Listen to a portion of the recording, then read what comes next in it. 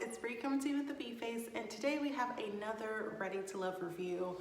We're a little bit late because life got to life, but here we are with episode 7, and it opens with really just the aftermath of the group dinner and everyone's revelations, and Blake and Jeffrey and Sue Ann kind of going back and forth.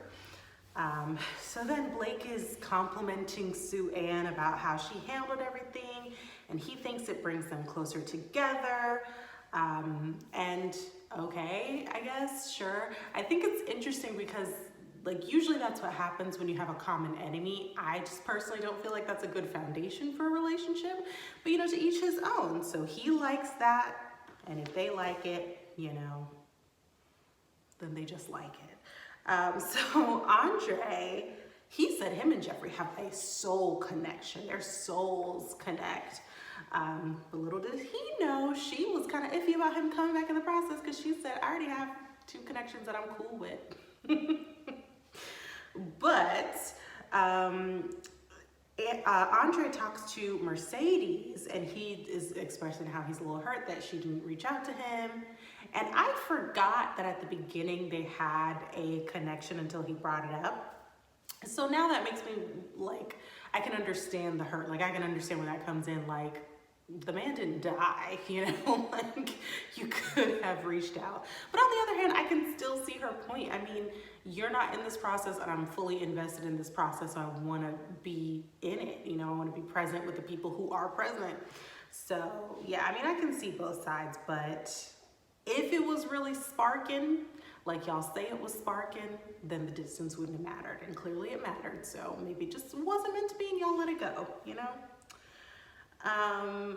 So Tony and Morgan, they're on the couch talking, and they seem to be getting into the same one-sided argument. And it seems one-sided because it's really just Tony letting Morgan talk about how he has all these options and he's too friendly. He be flirting with all the girls and licking his lips and stuff.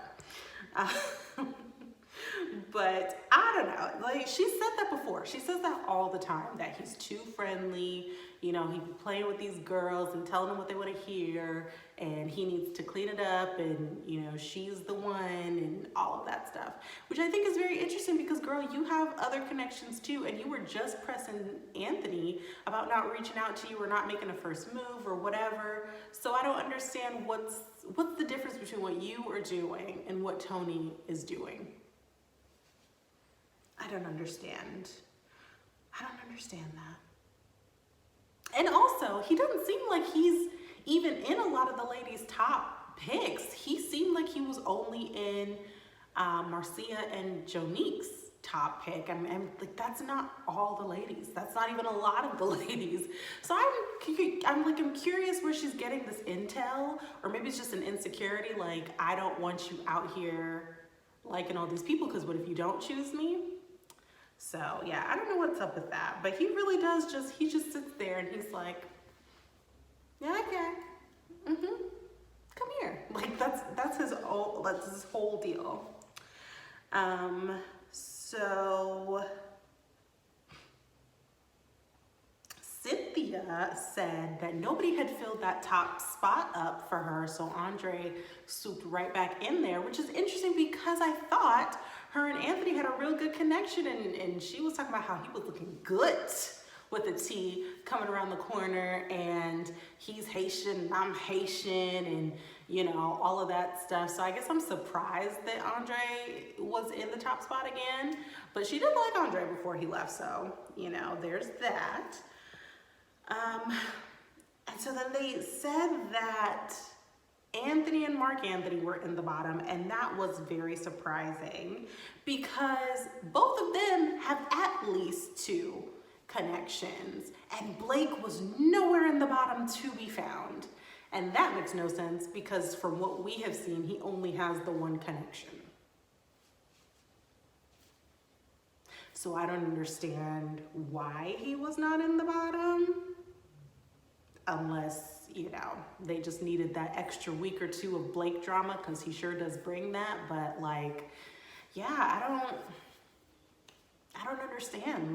Those guys in particular had more than 1 connection, so it was just odd that they were in the bottom. Anyway, no eliminations. Well, so we know Jonique is gone because they didn't use the Lifeline deal. But the women used the Lifeline on the men. And then Tommy said, y'all can't use that no more. Which is weird that you wouldn't tell them that beforehand, but you know, whatever. So Tommy said there are no eliminations that week. So they were just supposed to kind of follow up on all the happenings of this dramatic dinner, basically. So Sue-Ann and Anthony have a little date, and it was at, Sue-Ann and Anthony. So it was at Anthony's house. And honestly, watching that date, it seems like they just have issues with communication. like I think there was one point where he was like, you know, there are a lot of awesome women here, but some women stand out. And I think he was like, yeah, that said it. Because clearly I'm saying that you stand out. And she wanted him to expound on that and elaborate. And I think he just thought, no, I said it. Like I said the things. And she was like, no, more. So I just think that they were miscommunicating. I don't know that either party was like right or wrong. I think she had an expectation of what she wanted to hear him say. And he thought like, well, I'm saying the right thing, so I don't know what else you want from me. So I think it's just, they're just a little, like they're just missing each other. Like they're just missing each other. But I don't think it's like a bad connection. I think it just probably needs to be a little clearer on what each person is expecting or thinking that they're giving or, you know, anything like that. Mark Anthony and Jeffrey go on a little date. And then she, you know, wants to open up and be vulnerable to him. And she's telling him that, you know, she has Crohn's disease. And I was with him because apart from those commercials about Crohn's disease and that medicine that they be advertising, I have no idea what Crohn's disease is. So I guess she kind of explained it to him. And yeah, they get a little kissy face and then they leave. So then Mercedes and Mark Anthony have a date and they also get a little kissy face. So Mark Anthony's being real popular. And so I'm interested to see which one he chooses. I am very surprised that he has this strong of a connection with Jeffrey because the girl has 3 kids and he has 0 kids. And it seems like Mercedes is more in his age range, more like in a similar space in life, and it just seems like Jeffrey's a little bit farther along. So I guess I don't see practically how that would even play out or work. I personally think he's gonna go with Mercedes, but we will see how that goes. He seems to like them both. And he is always touching on Jeffrey's body, like all the time. So then Morgan and Tony, they go on a date and she outright says she's terrified. She's just so scared. So yeah, like she's scared of getting hurt, which no one wants to be caught, you know, looking stupid or, you know, come out the other side of something thinking it was one thing and then it turns out to be a whole other thing. I get that, but like, I don't understand how she expects him to move in this sort of process, I guess. Like, it doesn't seem like he is not choosing her or not being like vocal about how he feels. I mean, it seems like she's his number 1 and there's not a close number 2. I mean, he says Marcy is like right up under there, but it doesn't seem that way from their interactions. It seems like he is all about Morgan and Marcy is cool. Like, that is what it seems like.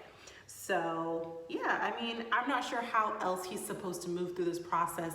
And I think if he didn't have more than one connection, he'd probably be gone. You guys wouldn't be exploring this further anyway, unless you did it outside the show. So yeah, I mean, it is what it is, I guess. He seems to be fine with it. Like, he doesn't bring up like, oh, this girl's so insecure and I just wish she'd let it go and trust me and stop bringing up the same thing. Like, he just lets her talk. He just lets her talk.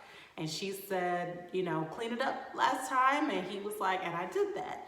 And she was like, we'll clean it up this time. And he's like, noted. So, I mean, clearly what they have is working for them. So maybe it'll work right up until the end.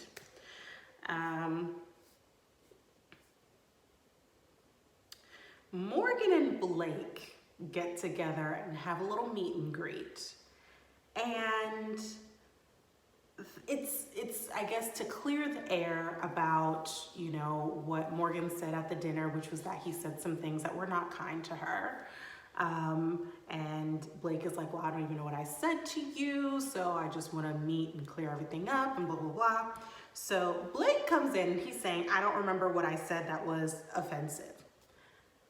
I am not sure if I believe that, because even at the deliberation with Tommy last time, he was like, Morgan wants kids at any cost. So we're not gonna be, you know, compatible. Okay. That is along the lines of what you said that was offensive last time, is that you were pressing her about that very topic. So it's kind of weird that you don't remember what was said. That was, I mean, maybe he just didn't realize how he said it was not kind or was offensive or whatever. But I mean, that is the thing that was offensive. So, I mean, you remember something about that conversation. She started off real hot. And so I just feel like Blake going into this could not have won at all, because I think he started off with this conversation really well. He started off by saying, listen, don't know what I said, but I apologize if I said something offensive. Now, get that out of the way, or I apologize if I hurt you. Let's get that out of the way. And then next, what was it that I said, so we can resolve whatever it is that's going on. All she heard was, I hurt you, and she just went off on that.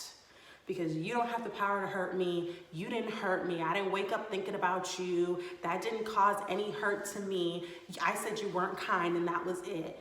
And so I just feel like he couldn't have won in that situation, even though I personally feel like he started off in the way that he should have. You can apologize for hurting someone without really knowing yet what it is that I did, you know, what is it that I did that hurt you? And then let's go into what it is that I did so that I can refrain from doing that in the future. But first and foremost, I am so sorry for hurting you. But all she could hear was hurt. All she could hear was that. And she just went off on that. And so, I don't know, I just feel like it was a bit of overkill. She went to calling him a malignant cancer, that the women deserve so much better than him, and blah, blah, blah. And I'm like, is this off of this one interaction? That's a little heavy. So yeah, it just went left very, very quickly. Yeah, that could have been handled so differently on Morgan's part. I just feel like there was real opportunity for like you to at least come to a common ground. Like, this is how I perceive you and this is how other people might be perceiving you too. And he can actually listen, and if he's not receptive, then that's on him, but it's like you weren't even receptive to having the conversation. So it was just odd. That whole thing was odd. It just was a little cringe. It's like she just came out swinging. She just had this like verbal vomit that she wanted to get out. And even at the end of that was just like, he was like, you got that off your chest? You done now? I wish you the best of luck, because I don't know what this was. And at that point, I'm like, yeah, you say you can't hurt me and you didn't have the power to hurt me. But girl, it sounds like you are a lot more hurt than you are willing to admit. And maybe it's not from this situation, but there was something triggered there. So yeah, it was a wild one to watch. But anyway, the previews for the next episode were just that the women have to introduce the men to their exes. So there's the ex date, and it seems like a couple of them get a little heated, especially the one with Cynthia and her ex and Andre. And it seems like that guy's a little Haitian, so they're getting into it a little bit. So we will see how that plays out. And then the episode that happened this past weekend wasn't the following episode. It was just a It was like a 100 episode special. And they did show a little preview from the following week, but it wasn't anything major. It was just showing little snippets of the ex dates, and Jeffrey said she needed to talk to Tommy about something, which I assume means she not bringing that ex on the show. So yeah, I guess we will see what happens the following week, and I will see you guys in my next one. Thank you all for watching. Don't forget to like, comment, and subscribe. Bye.